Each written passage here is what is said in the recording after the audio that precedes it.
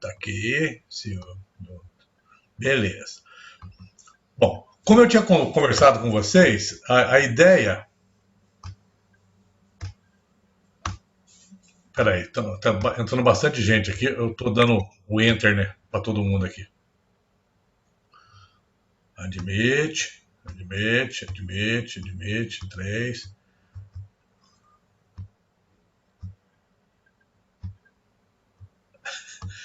É muita gente.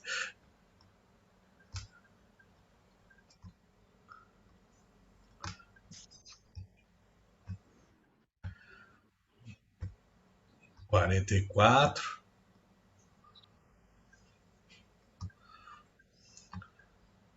Né? Mas como eu estava falando para vocês, esse comecinho da clínica sempre traz... O pessoal que está no 8º período, que nós já tivemos aquele começo no início do ano, vai lembrar bem disso. Né? Algumas das preocupações que a gente tem é quanto ao material, quanto à forma de abordar o paciente, e a gente perde um tempão lá na clínica para fazer isso. Né? E muitas das coisas, vocês não lembram mesmo, tiveram aula lá no Materiais Dentários, no primeiro semestre, né? No segundo semestre, primeiro ano, e fica aquele clima, né? Precisa fazer isso, precisa fazer aquilo. Então eu fiz um catadão aqui do que eu acho importante. O que eu quero dizer para vocês é o seguinte, a hora que vocês quiserem parar por qualquer motivo, né? Pode parar a aula, abre o microfone, faz pergunta, né? Sem problema nenhum. Tá? A gente vai tocando o barco aqui. A ideia é reavivar, né, ou recordar um montão de conceitos que nós já trabalhamos. Então, toda vez que a gente começa a clínica de removível, a gente precisa fazer moldagem nos nossos pacientes de removível, obter modelos de estudo no primeiro momento e obter modelos de trabalho num segundo momento. Com o advento da pandemia, esses procedimentos ficam mais críticos, né? É o momento que a gente está mais exposto na boca do paciente. Então a gente precisa tentar fazer isso numa tomada única, né? Erros vão acontecer? Vão. Vai precisar fazer mais de uma moldagem? Vai precisar fazer mais de uma moldagem. Mas tem alguns cuidados que, se tomados, a gente vai se expor menos a esse tipo de coisa. No começo do semestre passado, não tinha esse apelo. Eu falava para vocês, olha, o tempo da gente na clínica é muito pequeno, né? Tem alguém que está com o microfone aberto aí. Dá uma verificada para nós. Tá? Bom, o que acontece? No início da clínica, a gente fica naquela seara do vamos para lá, vamos para cá. Então, vamos lembrar algumas coisas. Moldagens em próteses parciais removíveis e material, né, que a gente vai precisar usar, né, nessas aulas clínicas de prótese parcial removível. Então, é um apanhadão bem geral, né? E se vocês tiverem dúvida, pode parar, não tem problema, tá? Vamos lá. O que eu preciso de um material de moldagem, né, para conseguir obter bons moldes, né? Eu preciso de fluidez do material, que o material tenha uma certa viscosidade e que ele apresente uma estabilidade dimensional. Isso tudo a gente estudou lá no Materiais Dentários. Existem materiais que são mais próprios para isso, só que a diferença de custo é muito grande, né? Então, qual o material de eleição na prótese parcial removível? A gente vai trabalhar com alginato. Mas quando a gente vai trabalhar com alginato, né, eu vou fazer um recuerdo aqui do alginato, tem que ser um alginato de boa qualidade, né? Porque se eu comprar um alginato, o alginato já é mais barato, você não vai comprar silicona, não vai comprar um material mais caro. Mas o alginato tem as características dele. E se a gente sacrificar essas características do alginato, nós vamos perder qualidade no nosso trabalho, o que vai, né, comprometer o resultado final. Então a gente precisa muito de que seja um alginato de boa qualidade, né? Eu brinco com o pessoal, quem teve a clínica no começo do ano lembra, no mínimo um Geltrate, né? Tem outras marcas comerciais que são mais baratas, um custa 20, outro custa 40, mas assim mesmo, vocês vão trabalhar em trio, R$40 vai dar R$12 para cada um, né? Não é algo proibitivo para não se obter ter um material de moldagem de relativa qualidade. Tem os hidroguns, já pula para R$60, R$80 um pacotinho, tá? São tão bons quanto. Agora, O Geotrate já é um alginato de boa qualidade que dá para trabalhar bem com ele. Não precisa mais do que o Geotrate. Agora, menos do que ele fica difícil. Tá? Então, tem uns que são mais baratos, Avagel e tal. Depois que o cara está mais treinadão, né? O cara já tem mais habilidade, até vai. Só que a quantidade de constituintes deles não são bem dosadas. Então, ele ataca o gesso, na hora que você tem um modelo, e muitas vezes você tem tudo certinho, uma moldagem boa, na hora que você separa o modelo está todo esfarelento, né? Em função do alginato usado. Então, aí você vai perder, vai ter que voltar uma semana atrás, vai ter que moldar de novo, se expor ao risco de novo. Então, precisa de alginato de boa qualidade. Deixa eu me achar aqui, peraí. Bom, o que é o alginato? O que é o alginato? Né? Quando a gente fala de alginato, vocês têm que lembrar lá da aula de materiais dentários das características de cada material. Né? Quais são os estados da matéria? Né? O alginato é um hidrocoloide, então é um coloide. Agora, o alginato é um coloide, mas o que é um coloide? Né? Coloide é um estado da matéria. Então eu tenho o sólido, o líquido, o gasoso e o coloide. Né? Então, quando eu falo que tem o sólido, o líquido, o gasoso, todo mundo entende perfeitamente. O coloide é uma característica do material, é um estado da matéria. Tá? E os nossos materiais de moldagem, tipo alginato, são hidrocoloides irreversíveis. Né? Eu só consigo usar uma vez. Existe o hidrocoloide reversível, que são os agar-agar. Eles são termosensíveis. Né? Eu aqueço em banho-maria, ele geleifica. Eu deixo ele ganhar temperatura, ele vai. Opa, tá entrando mais gente aqui. Ele vai geleificando de novo. Tá? Bom, então, quando eu falo que é um coloide, né? Bom, tudo bem, é um coloide, maravilha. Agora, o que é um coloide? O que é um coloide? Né? Então vamos tentar entender, para a gente poder respeitar as características físicas do nosso material. Muitas vezes, lá no Materiais Dentários, quando você tem essas aulas, você não está nem atento, você está no primeiro ano da faculdade, você não tem, né, o apelo. Agora aqui, o apelo é outro. Né? Então, o que são soluções? Né? Olha lá, vamos lá. Quando dissolvemos açúcar no chá, o açúcar não se separa do chá, nem mesmo usando filtros extremamente finos ou centrífugas, né? Extremamente potentes. Né? Então, o que acontece? Eu pego uma colher de açúcar, ponho na xicrinha de chá e mexo. Ou a colher de açúcar, põe no chá ou no café, o café fica doce. Né? Mas todo mundo já fez a experiência de colocar uma colherzinha das de café ou das de chá de açúcar, a colherzinha pequenininha, e pegar uma colher de sopa de açúcar e colocar na mesma xícara. Né? Soluções, né? Nós temos soluções insaturadas, saturadas e supersaturadas. Né? Então, eu tenho aquela quantidade de açúcar que dissolve, o soluto que dissolve no solvente. Então, o açúcar no café. E ele desaparece. E eu posso filtrar aquele café continua doce, misturou. É uma solução, certo? Agora, se eu colocar um pouquinho mais, começa a aparecer um resíduo no fundo.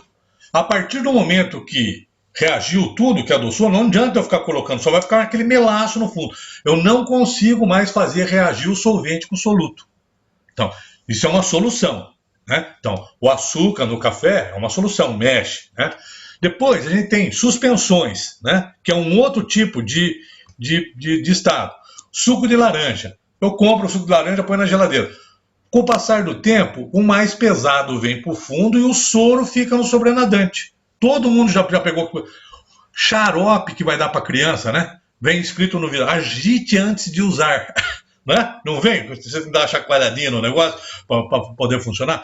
E vem lá, suspensão de não sei o quê. Suspensão é uma outra forma de soluções, né? de combinações entre diversos ingredientes numa mistura. Tá?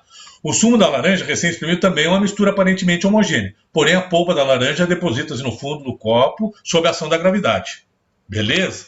Então é diferente. Agora, o coloide. Né?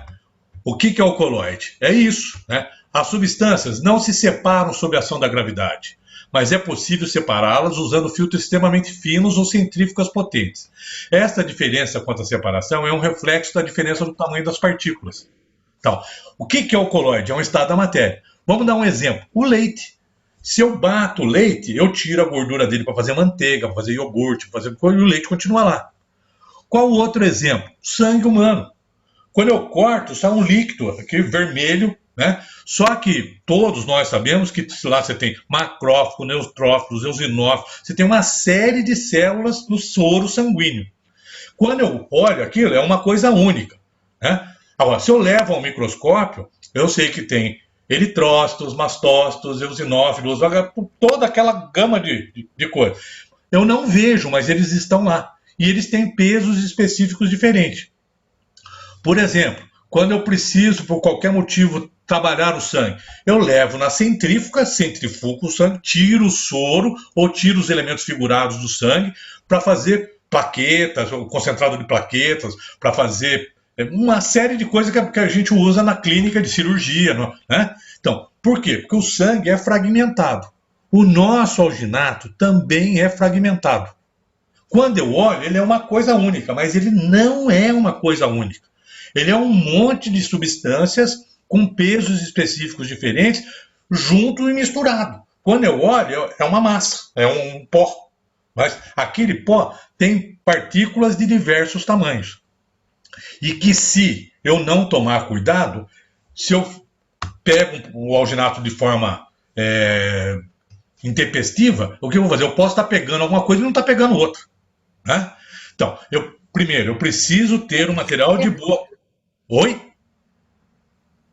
Alguém perguntou alguma coisa? Não, vamos lá então.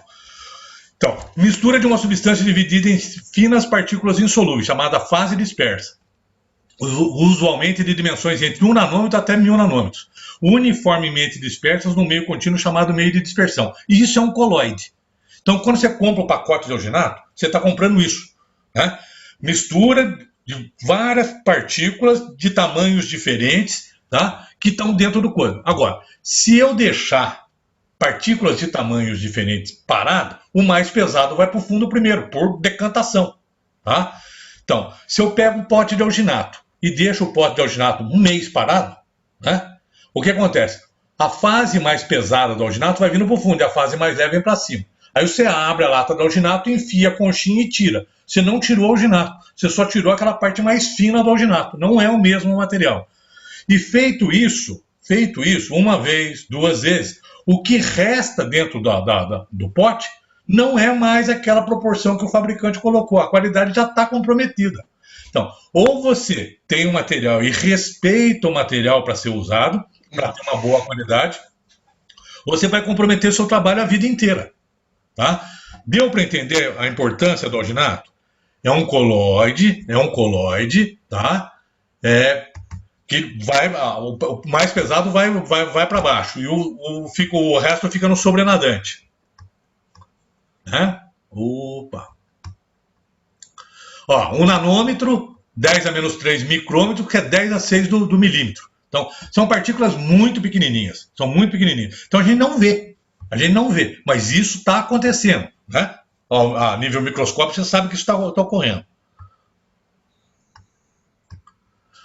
Bom, tipos de colóides. Você tem os liofílicos e os liófobos. Né? Tem líquido afinidade. O nosso hidrocolóide é um liofílico. Ele tem atividade por água. Então, você vai misturar água com o colóide, com o hidrocolóide, que é o alginato. Tá? Para obter a massa. Os materiais coloidais utilizados como material de moldagem são o agar-agar e o alginato. O agar-agar é um hidrocolóide reversível. Eu consigo recuperar ele. Tá? Agora, o alginato é um hidrocolóide irreversível. Eu uso uma vez só. Eu pego uma porção e misturei. Se eu conseguir usar, senão eu tenho que desprezar e jogar fora e tomar uma outra porção. Né? Ambos são dissolvidos em água e por essa razão são denominados hidrocolóides. São liofílicos, né? O colóide liofílico, ele gosta da água. Né? Podem ser reversíveis e irreversíveis. O que nós vamos trabalhar são os irreversíveis. Né? Aí aquela parte de materiais dentários. Lembrar que você vai manipular, que as micelas vão se formar, vão se aglomerar e vão formar aquela geleca que a gente leva na boca do paciente. Não precisa entrar em detalhes da parte de materiais dentários. A aula aqui não é isso. A aula aqui é para você entender que o material tem características físicas dele. Né? E uma vez, se eu não respeitar essas características físicas, eu vou perder qualidade desse material. Se eu perder qualidade do material, eu estou perdendo qualidade do serviço inteiro. Então, clinicamente, o meu trabalho está comprometido por uma coisa extremamente simples. Olha, dentista, né, de maneira geral, se você correr os consultórios odontológicos, Taubaté, São José, é raro você encontrar um colega que respeite o material. Ele, eu já sei fazer. Né? Esse eu já sei fazer induz a erros babacas, né? Pô, não faz sentido. Se você já sabe fazer, sabe que a receita é aquela, por que não faz a receita? Né? É difícil de comprar. Mas o cara acha que se ele tiver que ler a bula do negócio, ele é menos inteligente do que o outro. Né? Eu brinco, né? Toda vez que eu falo disso, eu brinco da seguinte forma.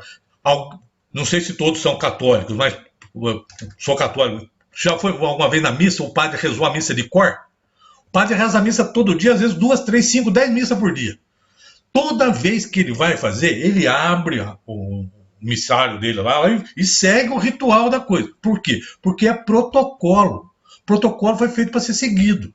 Agora, o dentista não, ele compra, não é só alcoolginato, adesivo na dentística.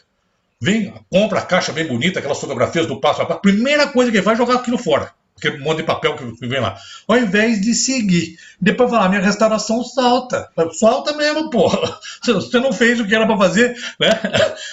Fez com isolamento absoluto? Não fez. Você tem que usar aquilo que o fabricante está falando para você. Então, a briga nossa com o alginato é exatamente essa.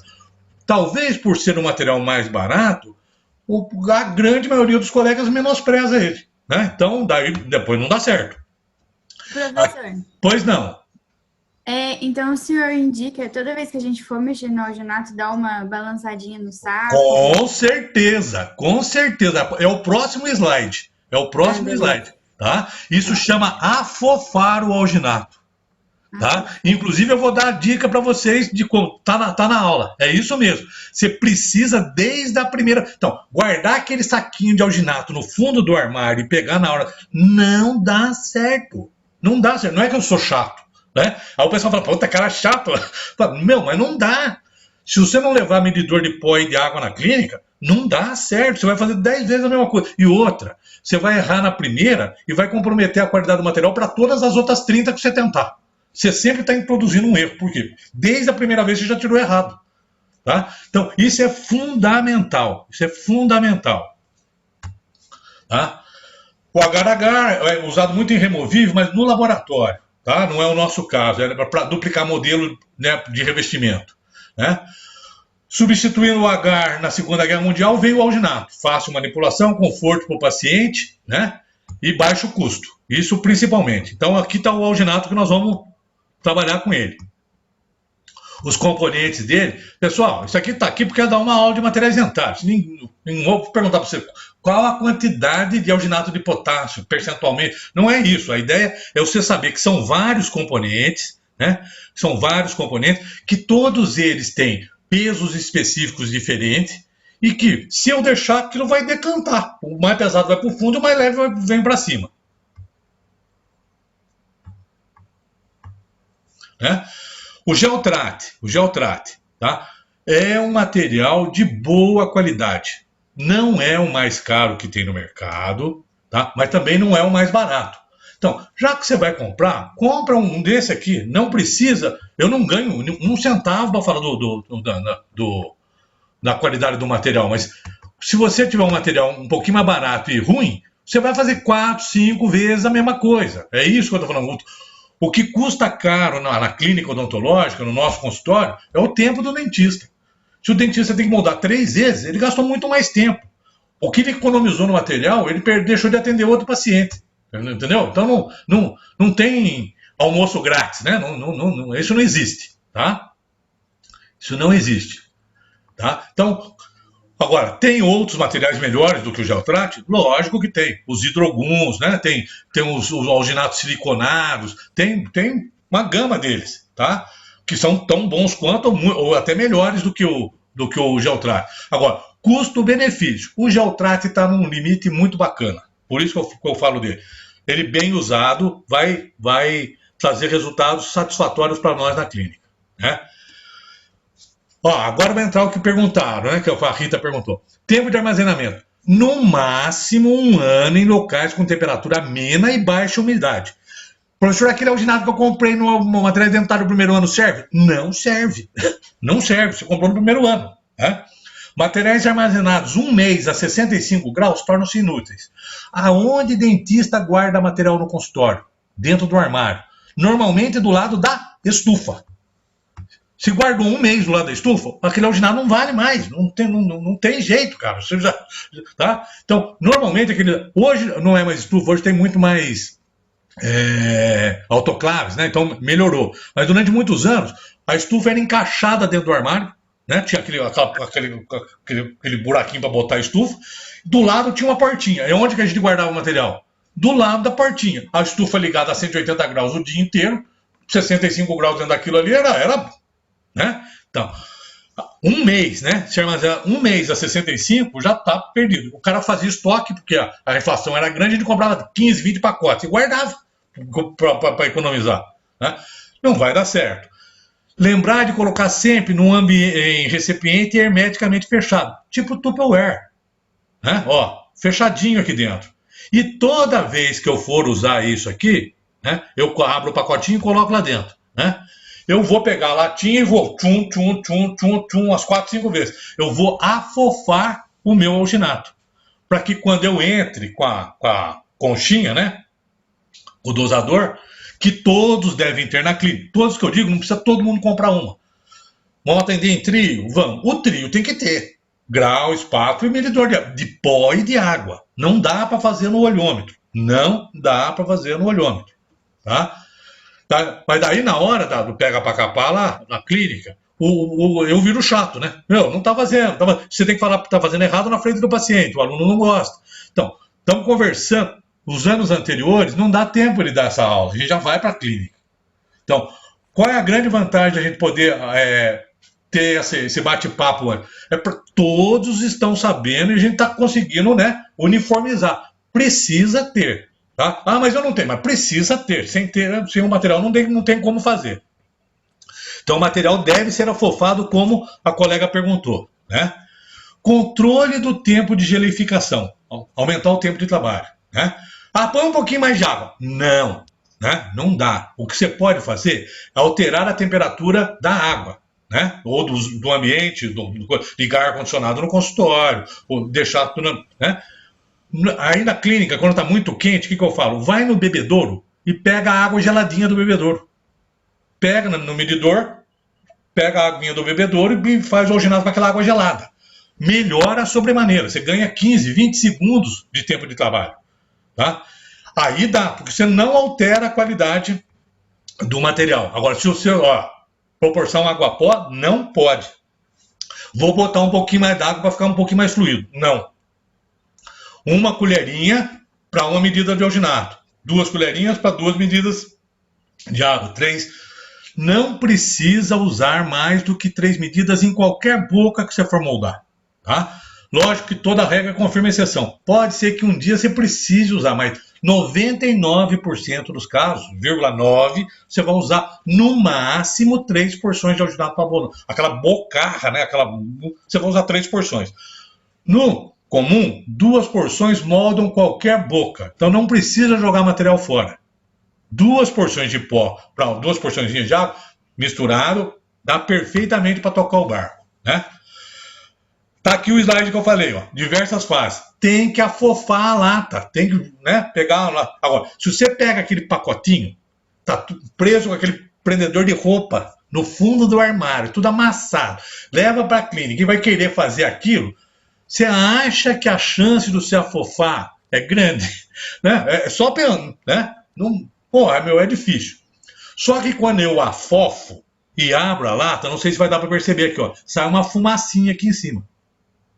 É um pó do alginato. Esse pó não deve ser inalado pelo profissional. Por quê? Porque ele é sílica, ele é uma série de partículas pesadas que, se depositado no pulmão, causam causam ou podem causar pneumoconiose, que o que é? O endurecimento da parede do alvéolo, o que leva o profissional que usa isso ao longo de uma vida, né, a ter uma pneumoconiose no final da vida, uma doença profissional com insuficiência respiratória importante. Tá? Já existe no mercado os alginatos dust free, sem poeira. Tá? Eles colocam silicona, fazem uma modificação. Quando você faz isso, não sai aquela poeirinha do alginato. Ó, se você estiver afofando e trabalhando de máscara, trabalhando com todo cuidado, você não vai inalar, né, essas partículas do alginato. Tá? Então, tem para fazer. Né? O alginato deve ser afofado antes de ser proporcionado devido às partículas de peso diferentes. Evitar a inalação, pneumoconiose, e o dust free, glicerina incorporada às partículas do pó. Não deixa ela no ar, né? Então ela cai. Né? Quanto custa um gel R$ 10 mais caro, não custa mais do que isso. Ó, pensa que você vai trabalhar 40 anos numa profissão com isso. Se você inalar, o grande problema não é é a quantidade que você inala. Todo dia um pouquinho. Vai todo dia um pouquinho ao longo de 40 anos, cara, no final da vida você vai ter uma doença, um prognóstico desagradável em função de falta de cuidados, né, no andamento da... Tem que medir a água e o pó. Tem que medir. Né? Então, põe a água no grau e depois vem com a conchinha. Pô. Pessoal, cada fabricante de alginato tem uma sua medida. Tá? Então, o cara pega a conchinha, ele pega a seringa para medir. Puta, o aluno inventa cada coisa na hora. E outra, na hora que você está no calor da luta lá na clínica, a gente não tem a mesma paciência para estar repetindo. Você fala uma, duas, três, na terceira vez, às vezes você é grosso com o aluno. Porra, eu já falei.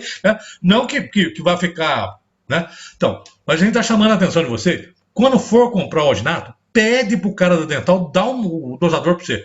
A princípio, não era nem para ele vender. Né? Por exemplo, quando você compra xarope na farmácia, o copinho já é o dosador. O fabricante manda isso. Muito provavelmente eles desmembram isso na loja dental e vendem separadamente. Mas vão cobrar o quê? 5 conto um medidor? Um para cada 3 alunos? Agora, o que não dá para fazer é tentar ignorar isso e fazer no olhômetro lá na clínica. Tá? Aí vocês perguntam, como é que é feita a nota de clínica? São esses cuidados. Lógico, a gente está falando para todos. Você acha que todos vão ter o mesmo cuidado? Não. Agora, você acha que quem vive isso há 40 anos como a gente, você entra na clínica e o cara, cadê o papel? Agora não tem. Tá, né? O aluno dá os pulos dele e a gente está vendo. Então, a avaliação do perfil clínico, do desempenho clínico dos alunos é exatamente isso.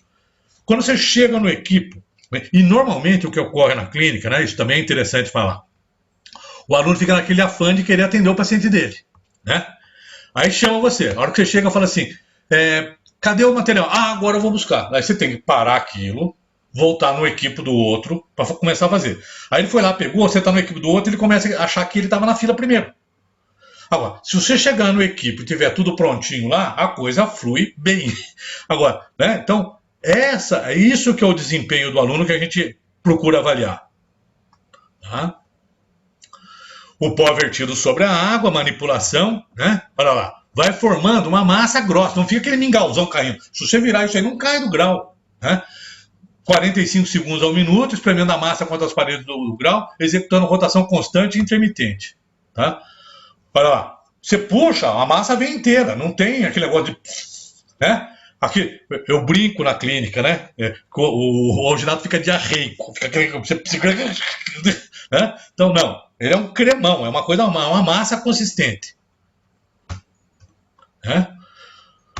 Manipulação, o não obedecimento da proporção água-pó pode produzir efeitos deletérios, como diminuir a resistência à ruptura ou elasticidade, gel fraco sem elasticidade. Então você altera a proporção água-pó, a hora que você vai puxar o molde da boca ele rasga. Aí você tem que preparar tudo de novo, preencher a moldeira de novo, moldar de novo. Não tem o que fazer. Né? Bom, após a moldagem, todos os conceitos de biossegurança, ainda mais agora no tempo de pandemia. Tá? Então, lavar o molde em água corrente ou gessada, usar, né, o molde no desinfetante, deixar o tempo que for preconizado pelas medidas de biossegurança que vão ser passadas para nós e seguir esse protocolo de forma mais rigorosa possível. Né? Embrulhar em ambiente com 100% de umidade relativa do ar. Eu brinco, né? O Tupperware com a tampinha, a coisa e uma esponjinha lá dentro. Não precisa mergulhar na água. Você botar na água, o alginato sofre embebição, né? Que é uma particularidade dele, né? Bom, iodo, água sanitária, hipoclorito, obtenção dos modelos, né?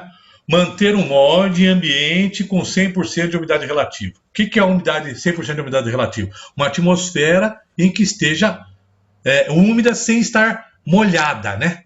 Então, o que a gente faz? A gente pega uma esponja, tipo Tupperware, tipo Scotch-Brite, põe debaixo da água, aperta, põe dentro do Tupperware e fecha o Tupperware. Dentro do Tupperware lacrado, a umidade relativa do ar ali dentro é 100%. Se é 100%, o alginato não quer nem perder água para o meio, nem ganhar água do meio. Então, ele não sofre alterações dimensionais importantes. Né? E a obtenção do modelo, né, é o mais fiel possível para a gente fazer. Aqui o modelo dentado, né, porque é de exemplo. Mas na Removível a gente vai fazer um modelo de estudo, e sobre o modelo de estudo é o objetivo da aula da semana que vem. Tá? Os planejamentos, classificação de Kennedy, onde vou usar grampo, por que vou usar, tal, para a gente ir ganhando esse apelo, né, nessas aulas que vão anteceder a nossa entrada na clínica. Cinérese, embebição e evaporação. Cinérese é a perda de água para o meio. Embebição é o ganho de água. E evaporação é a troca que existe. Se eu deixar um copo d'água num dia quente em cima da pia, quando eu voltar, o volume dentro do copo é menor. Então, há perda de água. Né? Não precisa, né? Essa aula, como eu falei no comecinho, é do materiais dentários, né? Aqui sim, né? Você vai memorizar o conceito no materiais dentários. Que cinérese é a perda, embebição é o ganho de água. E tanto a cinérese como a embebição levam a alterações dimensionais que clinicamente podem vir a ser importantes. Né? Uma frase do Ivanhoe, né? Não existe material melhor do que o outro. Né? Nenhum material de moldagem soluciona a dificuldade de se obter um molde. Não tem. Então o cara fala, vou comprar um mais caro, vou comprar um... Não tem. Todos os materiais exigem ser tratados como manda o fabricante. Se você trata como o fabricante mandou, você vai ter bons resultados. Se você trata mal ele, o resultado vem junto. Então, não adianta falar, não vou usar esse aqui, o alginato é muito barato, ele dá alteração. Dá. O elastômero dá também. Né? Posso moldar com silicona pesada e silicona leve? Pensa que quando você está moldando, a silicona é mais densa. Então, quando eu levo um molde de silicona pesada primeiro, né, eu comprimo a fibromucosa, eu estou empurrando aquela fibromucosa do lugar. Quando eu vou fazer a removível, o conector maior da removível vai ficar muito mais encostado na fibromucosa. Isso pode incomodar o paciente e você perde o caso inteiro. O alginato é menos denso e tem uma fase de gelificação dele que o tecido que foi empurrado, ele consegue. A gente comprime menos o tecido durante a moldagem. Então a adaptação, né, do conector maior, no caso, fica mais bem disposto, ou mais bem justaposto à fibromucosa, o que causa um conforto maior para o paciente. Tá? Então, a gente não usa, normalmente, na clínica, siliconas, né, de condensação ou de adição para fazer moldagem de prótese parcial removível. A gente opta pelo alginato, por essa característica. Né? Outra briga enorme, moldeiras tipo verniz, é essa aqui de cima, ó, é moldeira de metal. Essas moldeiras aqui, né, de plástico, ó, esquece, ela serve na ortodontia, isso aqui esquece. Lembra disso quando eu falava para vocês? Porque ela é mole, ela torce, então altera o molde. E vocês compram por causa da ortodontia e tal, e depois quer usar na prótese. Não dá certo. Mas eu vou... Faz, prova o negócio, perde, tem que fazer de novo. Usa. Se cada um tiver um jogo dessa moldeira, essa moldeira o que é? S1, S2, S3, S4, I1, I2 e 3. São 8 moldeiras tipo verniz. Pode ser aquela metálica perfurada? Pode. Não pode ser a de prótese total, que é aquelas perfurações maior. Se for moldeira para dentado perfurada, pode. Não é a melhor. A melhor é essa aqui, tipo verniz. Essa é a melhor. Mas a outra dá para usar. Agora, as de plástico não dá para ser usada. Guarda aí, anota grandão. Não dá para ser usado. Depois, no dia que chegar na clínica eu falar não vai chamar eu de chato, né? O que eu vou fazer? Eu vou provar a moldeira na boca do paciente. Por qual eu começo? Pela média. Se eu tenho pequena, média e grande, eu ponho a média. Se a média serviu, já é ela. Se a média ficou pequena, eu pego a maior. Se a média for grande, eu pego a menor. Tá? Então eu só vou fazer duas, de 3 operações, eu faço uma ou duas no máximo. Provo. Olha lá, tem que vestir tudo, cobrir os dentes, ver se a moldeira está de acordo. E agora, eu tenho o medidor de pó, o medidor de água, a espátula, cera utilidade, o medidor de água, o medidor de pó, o saquinho de gesso, tá? Beleza? E essa cera é aquela cera molinha utilidade. Eu vou fazer um roletinho de cera e vou colocar na borda da minha moldeira, ó. Vou individualizar minha moldeira, individualizar minha moldeira. Na região do palato aqui, eu vou levantar um pouquinho. Para quê? Nessa região é mais profundo o palato, Tá? Então eu levanto com a cera para que a espessura do alginato fique o mais uniforme possível,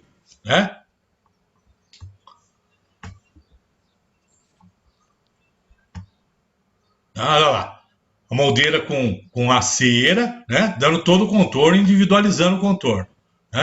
E vou obter um molde e verter o gesso sobre ele.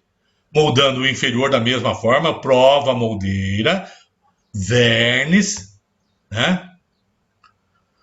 obtenho o molde, a quantidade de alginato aqui e aqui é muito parecida. Não posso estar num lado muito alginato e do outro lado aparecendo a moldeira, para ver se a moldagem está boa. Olha lá. Na hora de verter o modelo, a gente coloca uma cera por baixo aqui, para evitar de formar aquele modelo ferradura que pode quebrar no movimento de apertar. Então, o corpo do modelo fica mais resistente. Olha lá, a cerinha e vou verter o modelo. Proporção água-pó para o gesso também, 100 gramas de gesso pedra, 33 ml de água. 100 gramas de gesso Durone, 21 ml de água. 100 gramas de gesso Paris, 50 ml de água. Obtenho os modelos, então é aí. Pessoal, deu na casca, nós temos 1 minuto final. Alguém tem dúvida? Eu não. Beleza. Obrigada. Pessoal, alguém tinha pedido para mim mudar para quarta-feira de manhã a aula. Fica difícil, porque a gente pode até pensar num outro horário, na segunda-feira mais tarde e tal, mas teria que obedecer os horários da Unital e os horários que eu fico aqui em São José. Quarta-feira de manhã eu estou em São José, eu não estou aí, então eu tenho que ter atividade aqui, tá?